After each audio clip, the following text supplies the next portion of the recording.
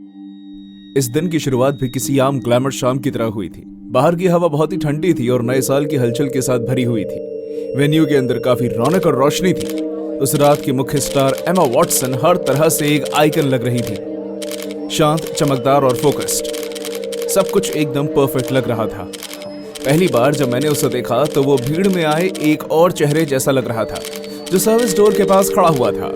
लेकिन फिर मैंने उसकी आंखों की तरफ गौर किया। उसकी आंखें सिर्फ एमा का पीछा नहीं कर रही थी, बल्कि उसी पर टिक गई थी, जैसे इस दुनिया में वो इकलौती इंसान हो। उसके कपड़े अजीब से थे, उसके बाल भी बिखरे हुए थे और वो खुद भी अजीब ढंग से अकड़ कर खड़ा था, जैसे वो जबरदस्ती खुद को सीधा खड़ा रखने की कोशिश कर रहा हो। क्या तुम्हें भी वो आदमी सही नहीं लग रहा? मैंने एक सिक्योरिटी गार्ड से फुसफुसाते हुए कहा। कौन? वो दरवाजे के पास। गार्ड ने उस आदमी की तरफ देखकर सर हिलाया। उसे मैं देखता हूँ। मैंने गार्ड को उस आदमी के पास जाते हुए देखा। उस आदमी ने ना कोई बहस की और ना किसी चीज के लिए मना। वो बस भीड़ में कहीं खो गया। लेकिन जब भी उसे लगता कि किसी का उस पर ध्यान नहीं है तो उसकी नजरें सीधा एमा पर टिक जाती। मैंने इस बेचैनी को दूर कर दिया। ऐसे इवेंट में इस तरह के सरफरे फैंस तो होते ही हैं, कोई बड़ी बात नहीं है ना? जब तक कुछ रगड़ने की आवाज नहीं शुरू हुई। मैं ड्रेसिंग रूम में फाइनल शेड्यूल चेक कर रही थी जब मैंने वो आवाज सुनी। दबी हुई आवाज, जैसे किसी नोकीली चीज को रगड़ा जा रहा हो। मेरे पेट में मरोड़ उठने लगे। पहले तो मुझे लगा कि एक क्रू का आदमी होगा जो सामान रख रहा होगा, लेकिन फिर वो आवाज दोबारा हुई। रगड़, पॉज, रगड़। मेरा दिल जोर जोर से धड़कने लगा। मैंने आवाज की तरफ अपना मुंह घुमाया और वो मेरे सामने था। वो एमा के ड्रेसिंग रूम के दरवाजे पर घुटनों के बल बैठा था। उसके हाथ में मेटल की एक पतली सी पट्टी थी, दरवाजे खोलने की पट्टी। लेकिन सिर्फ ये नहीं था, उसका दूसरा हाथ दरवाजे पर टिका हुआ था। वो उंगलियों से लकड़ी को नोच रहा था। उसके नाखून इतनी जोर से दरवाजे को खरोच रहे थे कि अब वो टूटकर गिरने लगे थे। उंगलियों से खून निकलने लगा और वो दरवाजे पर ऐसे फैल गया जैसे कोई भयानक संदेश हो। मैं हैरान हो गई और डर के मारे उसे देखती रही। उसके नाखून पूरी तरह से पीछे की ओर मुड़ गए और एक दर्दनाक दरार के साथ टूट गया, लेकिन वो एक इंच भी नहीं हिला। एमा मेरी बीवी है, हम दोनों शादी करेंगे, मेरा विश्वास करो, मैं झूठ नहीं बोल रहा। उसने फुसफुसा कर कहा। उसकी आवाज लड़खड़ाई। ओए, आखिर तुम कर रहे हो? मैंने चिल्ला कर कहा। उसका सर अचानक से ऊपर उठा और उसकी आंखें बड़ी हो गई। एक पल के लिए वो बस मुझे देखता रहा, फिर वो मुस्कुराया।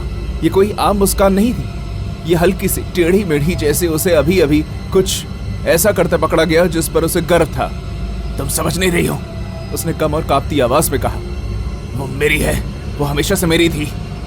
इससे पहले कि मैं कुछ कर पाती, वो दरवाजे पर कूद गया और अपने कंधे से इतनी जोर से दरवाजा पटका कि चौखट हिल गई। अंदर मैंने एमा की घबराई हुई आवाज सुनी जो सिक्योरिटी को बुला रही थी। मैं मदद के लिए चिल्लाई, लेकिन वो दरवाजे पर लगातार वार करता रहा। हर बार पहले से और भी ज्यादा था। उसके नाखून से सरे हाथों के निशान लकड़ी पर फैल गए। जब सिक्योरिटी टीम आई तो उन्होंने उसे पकड़ लिया और उसे घसीट कर ले गए। वो हाथ पैर पटकने लगा और चीखने लगा। उसकी आवाज हॉलवे में गूंज रही थी। तुम हमें दूर नहीं कर सकते, वो मेरी है, वो मेरा इंतजार कर रही है। जब वो उसे ले जा रहे थे तब भी उसने अपनी आंखें दरवाजे पर टिका कर रखी थी। उसकी मुस्कान में कोई कमी नहीं थी। उसकी खून से सनी उंगलियां जिनसे नाखून उखड़ चुके थे, वो छवि मेरे दिमाग में घर कर गए। मुझे लगा कि अब ये सब खत्म हो गया है। एमा ने उसी वक्त वहां से निकलने का फैसला कर लिया। उसने खुद को शांत रखा हुआ था, लेकिन बाद में जब हम उसे गाड़ी तक ले गए तो हवा भारी और ठंडी लगने लगी। सिक्योरिटी ने सब कुछ अच्छे से जांच करने के बाद कहा कि सब ठीक है और एमा गाड़ी में बैठ गई। जैसे ही दरवाजा बंद हुआ तो गार्ड को एक रेडियो से खड़खड़ाहट की आवाज सुनाई दी। पीछे के दरवाजे से कोई आवाज आ रही है, उसने टेंशन भरी आवाज में कहा। टीम बहुत ही तेजी से आगे बढ़ी और मैं भी उनके पीछे पीछे गई। मेरी सांसें चढ़ रही थी। जहां कमरे खत्म हो रहे थे वहां की सर्विस एंट्री के पास उन्हें वो दिखाई दिया, वही दरवाजा जिस पर वो आदमी पहले टंगा हुआ था। वो तासे खून से सना हुआ था और टुकड़ों में बिखरा हुआ था। उसके नीचे एमा की तस्वीरों का ढेर पड़ा हुआ था। न्यूज़पेपर से काटी गई, इंटरनेट से निकाली गई। सभी तस्वीरें लाल रंग की धारियों से सनी हुई थी और उनके पीछे उसने अपनी अश्लील और गंदी इच्छाओं और कल्पनाओं के बारे में लिखा हुआ था। एक तस्वीर पर उसने अपने खून से लिखा हुआ था, वो मेरी है, तुम कभी मुझे रोक नहीं पाओगे। एमा भारी सुरक्षा के साथ उस रात वहां से निकल गई और इवेंट के मैनेजर ने वादा किया कि अगली बार वो और भी कड़ी सुरक्षा का इंतजाम करेंगे। लेकिन किसी भी तरह का वादा जो हुआ था उसे बदला नहीं जा सकता था। मुझे आज भी रात को सपने में उसका चेहरा दिखाई देता है। एक लिपस्टिक के मुड़े हुए मुखौटे की तरह फैली हुई लग रही थी और उसके शब्द मेरे दिमाग में घूमते हैं। चैट जैसे लोग रुकते नहीं हैं, वो कुछ वक्त तक छिपने के लिए जगह ढूंढ लेते हैं और जब वो चले जाते हैं तो उनके होने का एहसास हमेशा मन में लगा रहता है। वो कभी भी आपका पीछा नहीं छोड़ते। सितंबर 2023 में 43 साल के चैड माइकल बस्टो को न्यूयॉर्क फैशन वीक इवेंट में इलीगल एंट्री के लिए गिरफ्तार किया गया था, जहां उन्होंने बिना किसी की इजाजत के ड्रेसिंग रूम में एंटर किया और एक्ट्रेस एमा वॉटसन से शादी करने की इच्छा जताई। उन पर गैर कानूनी तरीके से घुसने और गलत व्यवहार करने के आरोप लगाए गए। बस्टो के ऊपर इस तरह की हरकत करने का इतिहास है, जिसमें एक्ट्रेस ड्रू बैरिमोर से संपर्क करने की कोशिश भी शामिल है।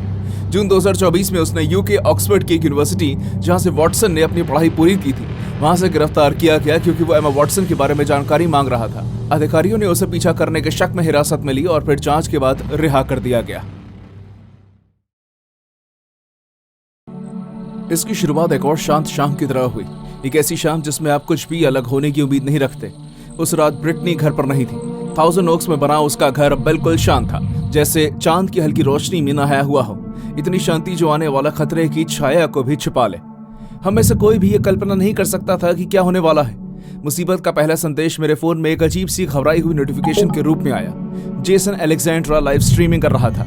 नाम सुनते ही मेरे पेट में गुड़गुड़ शुरू हो गई। 2004 में उन 55 घंटों के लिए ब्रिटनी का एक्स पति जेसन ने जो किया, उसने सुरक्षा पर बड़े सवाल उठाए और लोगों के दिमाग में बस गया। मैंने नोटिफिकेशन पर क्लिक किया। मेरी जिज्ञासा जल्द ही डर में बदल गई। लाइव स्ट्रीम शुरू हो गई और वो मेरे सामने था। ब्रिटनी के बड़े से घर के बाहर खड़ा हुआ था। उसका चेहरा कमजोर लग रहा था। उसकी आंखें जुनून और पागलपन से चमक रही थी। कैमरा की हिलती हुई स्क्रीन, सामने के यार्ड, साफ सुथरे कटे हुए हेज और उसके बीच से बनाया हुआ एक बड़ा सा रास्ता दिखाई दे रहा था। उसकी आवाज एक कर्कश फुसफुसाहट की तरह फोन से आ रही थी। मैं तुम्हारे लिए यहाँ आ गया हूँ ब्रिटनी, उसने कहा। उसकी आवाज में उद्देश्य की एक अजीब सी भावना चलक रही थी। मैं अंदर आ रहा हूँ। वो घर की तरफ बढ़ा। चलते वक्त उसका कैमरा हिल रहा था। मेरी छाती जकड़ गई। जिस तरह से वो चल रहा था, सोच समझ कर और जल्दी, उसने मुझे एक शिकारी की याद दिला दी जो अपने शिकार का पीछा करता है। वो सामने के दरवाजे तक पहुंचा और उसने हैंडल घुमाया। बंद। उसकी निराशा साफ थी। उसने एक लंबी सांस लेकर कोसने वाले शब्द मुंह से निकाले। फिर उसने घर का चक्कर लगाया। कैमरे ने अंधेरी खिड़कियों की झलकियां और उसके दुबले पतले शरीर की धुंधली परछाइयों को कैद किया। उसे एक खिड़की मिली। इसके बाद जो आवाज आई वो मैं कभी नहीं भूलूंगी। कांच के टूटने की आवाज, चुभने वाली दरार। जब वो चढ़ा तो लाइव स्ट्रीम कांप उठा। उसकी सांस उखड़ी हुई थी। उसकी आवाज में खुशी और भ्रम का मिश्रण था। मैं आ गया, उसने बुदबुदा कर कहा। मुझे यही होना चाहिए था। जैसे ही वो अंदर आया, नजारा बदल गया। पॉलिश किया हुआ फर्श महंगी लाइट्स के नीचे चमक रहा था। घर की खामोशी बहरा कर देने वाली थी, जो सिर्फ उसके कदमों की चरमराहट और कभी कभी उसके होठों से निकलने वाली बेचैन करती हुई हंसी से टूट रही थी। वो लिविंग रूम में घूमता रहा। उसके हाथ फर्नीचर पर ऐसे रगड़ रहे थे जैसे वो उन पर अपना हक जता रहा हो।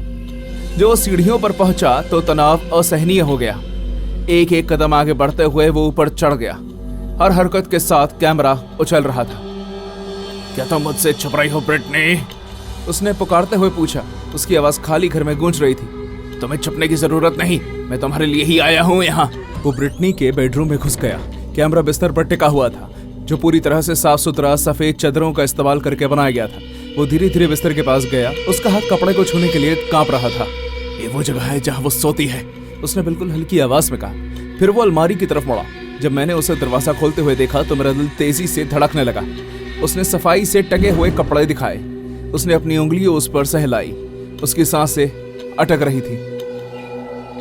बहुत करीब, उसने कहा। मैं उसे महसूस कर सकता हूँ। ये सिर्फ शब्द नहीं थे, ये उसके कहने का तरीका था। प्यार को हक जताने का एक खतरनाक मिश्रण।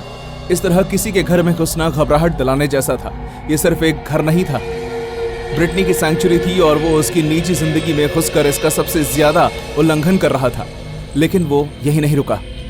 बगल में बने एक बाथरूम में जाते हुए जेसन के पैर कांप रहे थे। लाइव स्ट्रीम में हमने जेसन को संगमरमर के पत्थर पर हाथ फेरते हुए देखा और वो उसके साथ सिंक के पास आकर रुक गया। उसने वहां रखा हुआ लूफा उठाया। उसने अपनी नाक पर दबाया और गहरी सांसें ली।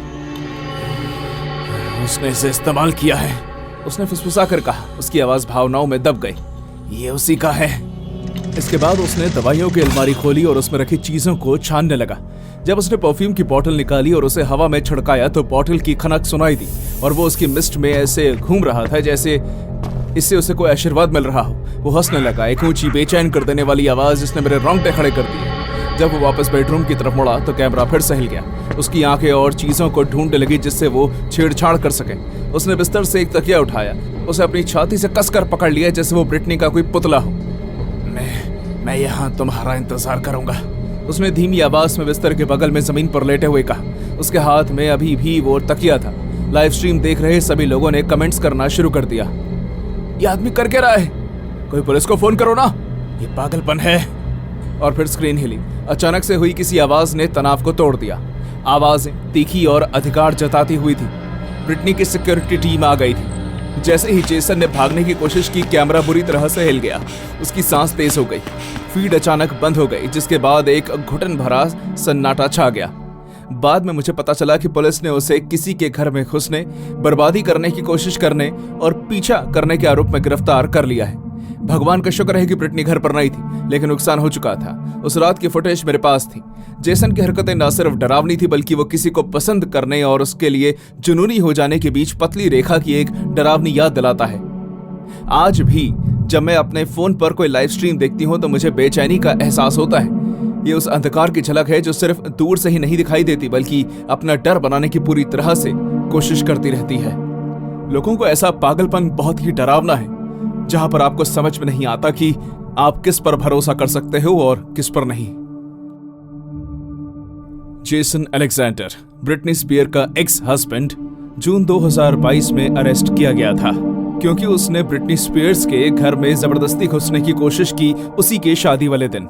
अलेक्जेंडर ने यह सब कुछ लाइव स्ट्रीम में दिखाया कि वो उसकी शादी में घुस रहा है। उसने बताया कि वो जबरदस्ती नहीं घुस रहा, बल्कि उसे इनवाइट किया गया है। लेकिन वो ब्रिटनी स्पीयर्स तक पहुंच पाता उससे पहले ही उसके सिक्योरिटी ने उसे पकड़ लिया और उसे गिरफ्तार किया जबरदस्ती घुसने और छेड़छाड़ करने की वजह से। स्पीयर्स का कहना है कि उसके एक्स हस्बैंड का मानसिक संतुलन पहले से ही बिगड़ा हुआ था। अलेक्जेंडर को 64 दिनों तक हिरासत में लिया गया। इसके बाद स्पीयर्स की सिक्योरिटी टीम ने और सख्ती बरतनी शुरू कर दी। 2017 के न्यू ईयर्स ईव की बात है और केटी पेरी फिटनेस स्टोर के बैक स्टेज पर बहुत हलचल और जोश था। फैंस का शोर इतना ज्यादा था कि दीवारें भी हिल रही थी। मुझे केटी की सिक्योरिटी को मदद करने का काम मिला था। आखिरी वक्त के असाइनमेंट्स और सभी खास काम। आखिरकार ये केटी पेरी का शो था, इस दुनिया के बड़े सितारों में से, और जहां उसके फैंस पैशनेट होने के लिए जाने जाते हैं, आज रात को बिल्कुल भी नुकसान पहुंचाने वाले नहीं लग रहे थे। कम से कम मैंने तो खुद को यही बताया। कॉन्सर्ट अपने आप में ही धुंधली लाइट्स, म्यूजिक और फैंस के शोर से घिरा हुआ था। मैं पूरे वक्त स्टेज के पास ही था और भीड़ को अपनी पैनी नजरों से देख रहा था ताकि कोई अनहोनी ना हो। तभी मैंने उसे देखा। वो लंबा था, करीब 37-38 साल का, और चकाचौंध से भरी इस भीड़ में बहुत ही सादा बनकर आया था। उसका चेहरा बहुत ही फीका था। उसकी आंखें काली और गहरी थी। जहां बाकी सभी लोग चिल्ला रहे थे और नाच रहे थे, वहीं वो बहुत ही शांत खड़ा हुआ था। वो शो नहीं देख रहा था, वो उसे देख रहा था। उसके होंठ लगातार चल रहे थे और कुछ ऐसा बड़बड़ा रहे थे जिससे सुना नहीं जा सकता था। क्या तुमने वो देखा? मैंने दूसरे सिक्योरिटी गार्ड से कहा। हाँ, अजीब है पर नुकसान पहुंचाने वाला नहीं लगता। मैंने कहा, लेकिन मेरे अंदर कुछ तो था जिससे मेरे अंदर कंपकपी आ गई। वो सिर्फ उसे देख नहीं रहा था, बल्कि उसकी आंखें उस पर गड़ गई थी। जब शो खत्म हुआ और भीड़ बाहर निकली तो मेरे अंदर चैन की सांस आई। वो आदमी गायब हो चुका था और मैंने अनुमान लगाया कि वो भी बाकी लोगों की तरह अपने घर चला गया होगा। लेकिन जैसे क्रू ने अपना सामान बांधना शुरू किया और केटी की टीम बैकस्टेज गई, मेरे अंदर एक अजीब सा एहसास हुआ। वहां कुछ ज्यादा ही शांति थी, इतनी शांति जो आपकी गर्दन के पीछे के बाल खड़े कर दे। मैं केटी के ड्रेसिंग रूम में जाने से पहले हॉलवे में एक आखिरी चक्कर मार रहा था जब मैंने उसे देखा। दीवार पर लाल लिपस्टिक का निशान। उस लिपस्टिक की मदद से नीचे की ओर एक लकीर बनाई गई थी जो छोटे से हाथ पर जाकर खत्म हो रही थी। मेरे पेट में मरोड़ उठने लगे। मैंने दूसरे गार्ड को रेडियो किया, लेकिन इससे पहले कि वो कोई जवाब देते मुझे कुछ आवाज आई। वो आवाज ड्रेसिंग रूम से आई। मैंने धक्का देकर ड्रेसिंग रूम का दरवाजा खोला। मेरा दिल धड़कने लगा। पहली नजर में मुझे सब कुछ नॉर्मल लगा। उनकी वैनिटी में बहुत ही अच्छे तरीके से उनका मेकअप सजा हुआ था। उनके कॉस्ट्यूम रैक पर लगे हुए थे और गुलदस्ते से आती हुई गुलाब की हल्की हल्की खुशबू ने कमरे को महका दिया। लेकिन फिर मैंने उसे देखा। वो कमरे के कोने में बैठा हुआ था, परछाइयों के बीच आधा छुपा हुआ।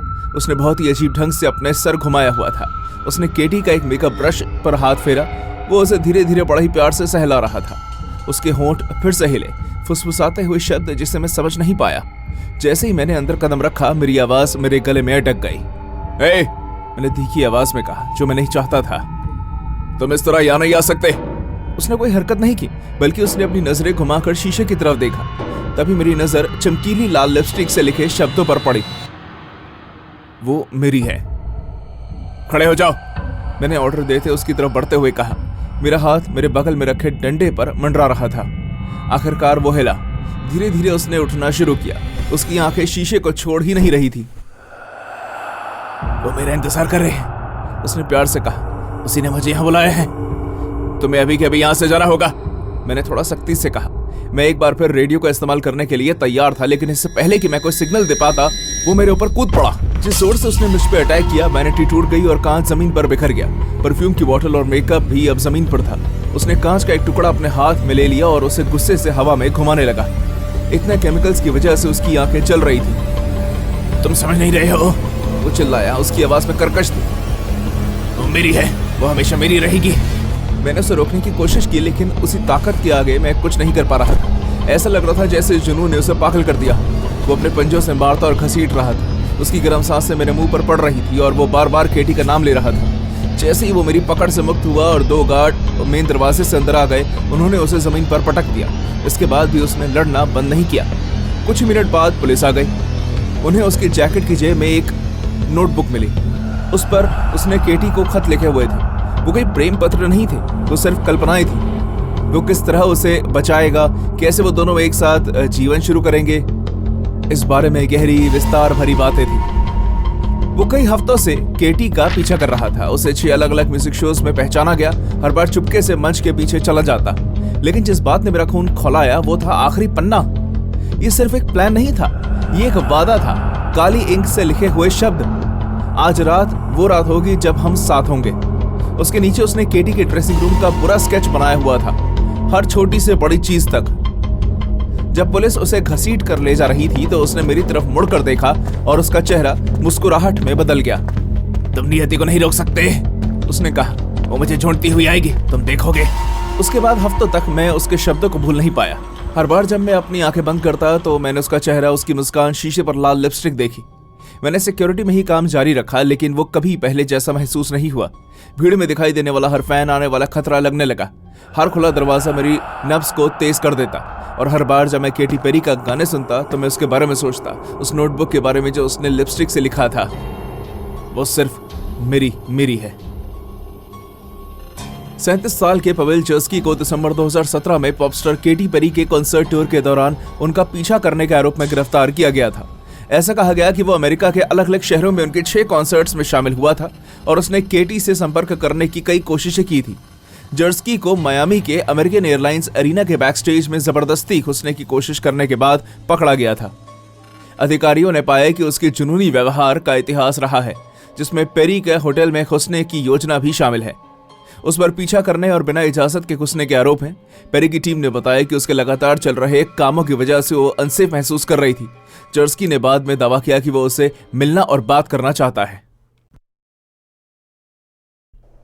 हर बार की तरह वो भी एक आम मंगलवार की रात थी और मैं एक लंबे थका देने वाले दिन के बाद अपने बरामदे में बैठकर सिगरेट पी रहा था। सड़क शांत थी, जो थोड़ा अजीब था। हल्की हल्की चल रही हवाओं ने दूर से आने वाले ट्रैफिक की आवाज को भी कम कर दिया था और एक पल के लिए ऐसा लगा जैसे शहर मुझे आराम दे रहा है। मैं आराम से पीछे की ओर लेट गया, मुंह से धुआं निकाला। कभी कभी निकलती हुई गाड़ियों की हेडलाइट देखकर मेरा दिमाग घूम रहा था। अपनी आंख के कोने से मैंने रेजी को सड़क पर चलते हुए देखा। वो हमेशा की तरह इस बार भी अपने बहन के घर जा रहा था। रेजी पड़ोस में एक जाना पहचाना चेहरा था, ऐसा आदमी जो सर हिलाकर नमस्ते करता, भले ही वो आपको अच्छी तरह ना भी जानता हो। उसका स्वभाव शांत और सामान्य था, एक ऐसा आदमी जो मक्खी को भी नुकसान नहीं पहुंचा सकता था। आज रात भी वो हमेशा जैसा ही दिख रहा था, एक आम आदमी जो घर की तरफ जा रहा था। मैंने एक बार और सिगरेट को अपने मुंह से लगाया और नजर सड़क पर डाली। तभी मैंने उन्हें देखा। 5 लड़कियां, शायद टीनेजर्स, रेजी से कुछ कदम पीछे चल रही थी। वो हंस रही थी, एक दूसरे को धक्का दे रही थी, जैसे बच्चे करते हैं। पहले तो मुझे इसमें कुछ भी अजीब नहीं लगा, लेकिन जैसे जैसे वो करीब आई मैंने उनकी आवाज में कुछ पकड़ा, एक तीखापन, कुछ ऐसा जिसने मुझे सीधा बैठने पर मजबूर कर दिया। फिर भी मैंने इसे टाल दिया। बच्चे तो बच्चे ही होते हैं, है ना? रेजी ने उस गली की तरफ मोड़ लिया जो उसकी बहन के घर से होकर गुजरती थी। ये एक शॉर्टकट था जिससे आस पड़ोस के सब लोग जानते थे। मैंने खुद भी ये शॉर्टकट कई बार लिया है। वो लड़कियां भी उसके पीछे पीछे जाने लगी। उनकी हंसी अब और तेज गूंज रही थी। उनकी हंसी में कुछ ऐसा था जिसने मेरे रोंगटे खड़े कर दिए। ये उस तरह की हंसी थी जैसे आप बच्चों से उम्मीद नहीं करते। ये बहुत ही भयानक थी। मैं वहीं बैठा रहा जहां मैं था, देखता रहा। पहले तो मुझे लगा कि ये सिर्फ मजाक के तौर पर चिढ़ाने जैसा है। हे बूढ़े आदमी, एक लड़की ने चिल्लाकर कहा। रेजी उलझन भरी नजरों से मुड़ा। उसने कुछ कहा भी, लेकिन मुझे समझ नहीं आया। हम बोर हो गए हैं, एक और लड़की ने कहा। उसके चेहरे पर किसी को छेड़ने वाली मुस्कान आ गई। रेजी ने जल्दी जल्दी चलने की कोशिश की, लेकिन वो कुछ ही सेकंड में उस तक पहुंच गए। उनमें से एक ने उसका बैग पकड़ा और उसका हाथ से खींच लिया, जिससे उसका सारा सामान फुटपाथ पर गिर गया। उसने गुस्सा दिखाने की कोशिश की और अपना सामान समेटने के लिए नीचे झुका, लेकिन दूसरी लड़की ने उसे जोर से धक्का दे दिया। वो दीवार से टकराया। उसके हाथ बचाव में ऊपर उठ गए। अकेला छोड़ दो मुझे, उसने कांपती आवाज में कहा। नहीं तो क्या, सबसे लंबी लड़की ने कहा। इससे पहले कि वो कोई जवाब दे पाता, उसने जोर से उसके मुंह पर थप्पड़ मारा, बहुत जोर से। पूरी गली में उसकी आवाज ऐसी गूंजी जैसे कोई गोली चली हो। रेजी लड़खड़ाया और वहीं ये सब शुरू हुआ।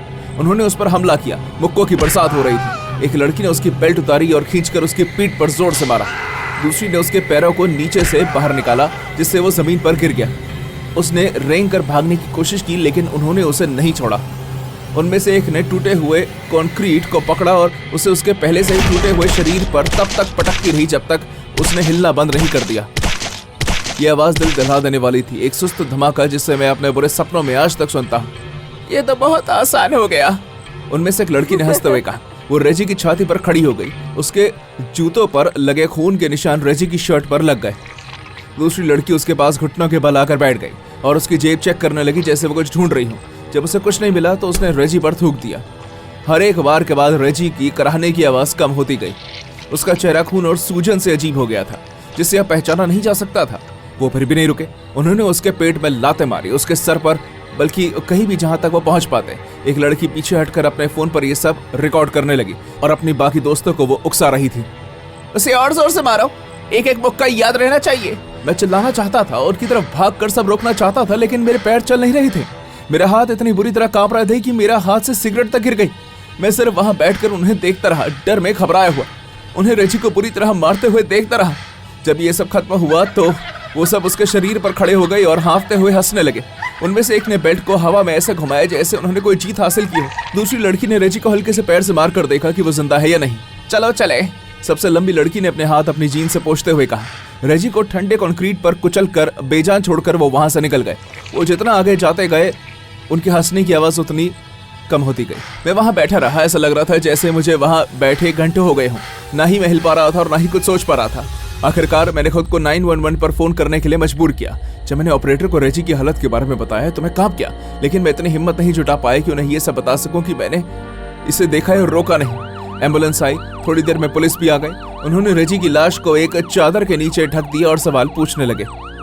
मैं परछाइयों के पीछे छुपा रहा, देखता रहा, इस बात पर यकीन करने की कोशिश करता रहा कि मैंने क्या देखा था। आने वाले दिनों में एक वीडियो वायरल हुई। वो हर जगह फैल गई थी। उन लड़कियों के चेहरे हर न्यूज चैनल पर छप गए थे। जब उनकी पहचान सामने आई तो एहसास हुआ कि वो सब कितनी छोटी उम्र की थी। लोगों ने उन्हें शैतान राक्षस का नाम दिया और शायद वो थी भी, लेकिन मैं सिर्फ इतना सोच पा रहा था कि ये सब उन्होंने कितनी आसानी से कर दिया। किस तरह उन्होंने एक आदमी की जिंदगी को खेल बना दिया, सिर्फ इसलिए क्योंकि वो बोर हो गई थी। अक्टूबर 2023 में 12 से 15 साल की उम्र की 5 लड़कियों ने वॉशिंगटन डीसी में 64 साल के रेजी ब्राउन पर हमला किया और उसकी हत्या कर दी और कारण खुद का बोर होना बताया। उन्होंने ब्राउन, जो एक विकलांग बूढ़ा आदमी था, उसका पीछा किया और उसे एक गली में बुरी तरह पीटा, जिस वजह से उसे गहरी चोटें आई। इस हमले को उनमें से एक लड़की ने रिकॉर्ड किया था। दिसंबर 2024 में एक लड़की को इस हमले में मुख्य भूमिका निभाने के लिए 21 साल की उम्र तक जेल की सजा सुनाई गई। बाकी सभी लड़कियों को अलग अलग सजा सुनाई गई, जिसमें एक 15 साल की लड़की भी शामिल थी, जिसे खतरनाक हथियार से हमला करने का दोषी मानने के बाद 3 साल की जेल की सजा सुनाई गई।